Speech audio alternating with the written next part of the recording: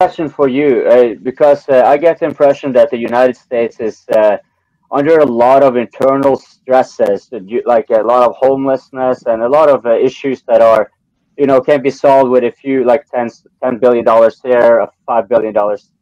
But instead, like the Congress and so forth through the Pentagon and whatnot is sending like what is it now, up to 100 billion or something. And so, like, I wonder if you don't, do you like notice an increasing shift in the sentiment over there that people are, yeah, sure, maybe we could send all the weapons, but like, why will we really care so much about the Ukrainians when we are having skyrocketing inflation and prices and et cetera, et cetera, et cetera? Because People in the US are used to be more focused about the domestic I have two answers answer for this. to basically destroying the Russian army. So there's two answers to your question because there's two sides to this question. In my generation, I'm not going to lie to you, a lot of the people between the ages of 18 and 30 have absolutely no idea and do not care or give half a care of the world of what is going on.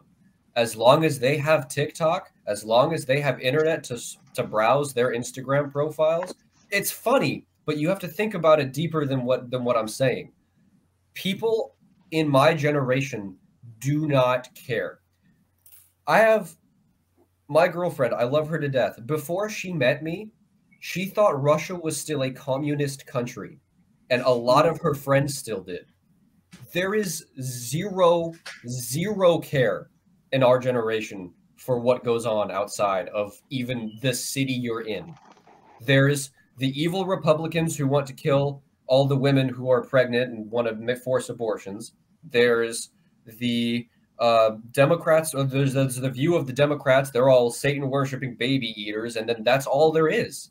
It's such a surface level analysis that people have that no one actually wants to look into it and read into it further. And that's not to play on my ego or anything. I'll be the first to say I have no idea what's going on. That's why I come here. I want to learn from you guys. But so would you say that the Americans in general are so oblivious to the amount of money that goes to this conflict at the expense of their own that they don't? There's no understanding. No one knows the value of money anymore. Everyone hears, oh, we printed 65% of all the US dollars that have ever been printed in the last 2 years. And everyone goes, okay, whatever. That's fine. As long as I can still go to Starbucks and get my coffee, I'm fine.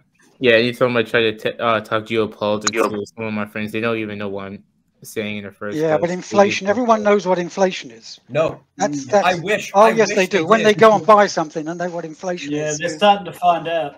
No, they're going to find out the hard way, but no one can actually conceptualize what. No, forget about conceptualizing. People will eventually react to the fact that they can't buy things. Yes. And when they then say, why can't I buy something? And someone says, well, we've just sent another 50 billion to Ukraine. They're going to change their minds very quickly. You're right. That they can understand. And there's two groups. One is it's because Putin is evil and he's interfering with our government. And the other one is because we're screwing all our people over by sending money to Ukraine. There's the two sides I was trying to get at. I think Alan's deeper point here, if I'm right, Alan, is that please, there's not enough pro-war sentiment in the US. Correct. Right? Like it's not that there's anti-war, it's not that there's pro-Russia sentiment. But if you get all the people in America who are willing to have a nuclear war over Ukraine, you could fit them in a minibus, right? Like the idea that the Americans are going to go and send a whole generation of young men to die in Ukraine is astounding fantasy to me. And I don't even know America that well. But I don't see it. I don't see it. I would say, Toby, you raise a good point. There's another generation here which remembers the Vietnam War and remembers the protest against the Vietnam War. And that, remember, they're not all dead. You know, some of us are still alive, and we were involved in those protests. There was a very good reason why we didn't want to do that. We were told about the domino theory. Nowadays, we're told about the evil of, what do they call it, autocracies. It's democracy versus autocracy. Well, this generation has had that up to here because we saw hundreds of thousands of people die from the West because of that sort of philosophy. So it's not just the youngsters. And I understand what Alan's saying, But there are a lot of people who do remember and say, well, you know, that's Vaughn. Yeah, I might be prepared to die for America, but I'm not going to die for Ukraine. No, take it one step further. I'm prepared to die for my version of America. I'm not willing to die for the America that exists today.